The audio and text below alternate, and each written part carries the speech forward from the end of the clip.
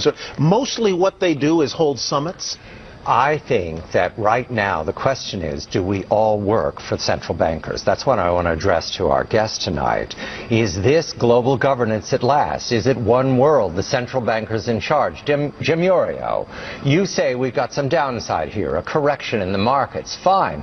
But aren't we all just living and dying for what the central banks do? Aren't we all just counting on the fact that there's a Bernanke put and that we won't go any lower than, say, 5% down from here? Of course we are, because if we look at the economic data, there's nothing to get excited about in that. So yesterday we saw some reluctance for the Bernanke Fed to expand their balance sheets and pump more money in. But the stock market knows that reluctance is totally different than not willing to do it at all. And that's why we saw oil implode and gold trade off heavily, because they're not a protected class. If the stock market starts trading off in the 10 to 15 to 20% area, the chairman's going to come in and throw some stimulus at it. So to answer your question, we are absolutely slaves to central banks, because and we'd love to be slaves of the economy, but the economic numbers continue to do nothing but trend lower. Mr. LeCamp, do we work for the central bankers? We know that. Mr. LeCamp, we do. This is free.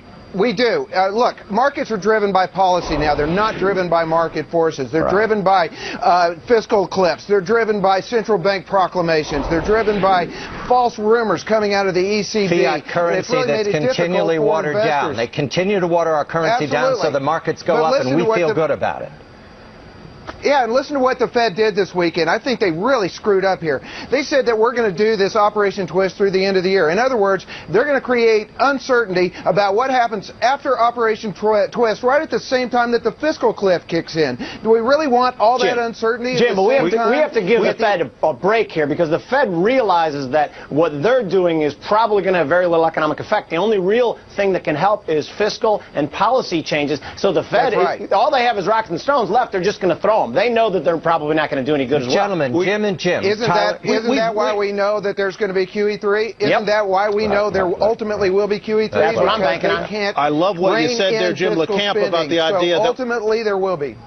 Jim LeCamp, which Jim? I'm not sure which one said this, but that we're basically beholden to what the central bankers and policymakers do, rather than to the fundamentals in the economy, because we have not been able to generate real growth without doing one of two things. That is debasing the currency or borrowing our way to a false prosperity.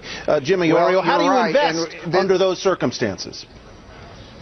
What's the question there, Ty? How do you invest under those circumstances? We invest because remember that every central bank in the world, not just us, ultimately has to devalue their currency. So you can't keep, you got to put your money in stuff.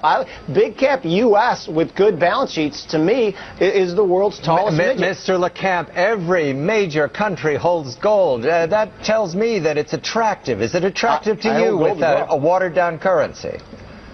I think it's very attractive, both as a currency and a store of value. I agree with Jim. Ultimately, you're going to want resources, but volatility is going to stay with us. So I think investors need to get used to trimming what they don't like and having their portfolio on rallies and nibbling at what they do like on sell-offs, because these aren't going away. The only good news here is that free markets will fight back. When we see bond riots in Spain and bond riots in Italy, those are free market forces fighting back, and ultimately they'll win because investors ultimately will walk away. I think I heard him say he likes gold. He did say that. Yes, I do. Jim, the two Jims, thank you very much. And John, interesting, I was at a conference this week, and one of the most persuasive investors I talked to there said that he felt that what you have to do right now is buy things that are scarce. He said gold was scarce. Aggregates are scarce.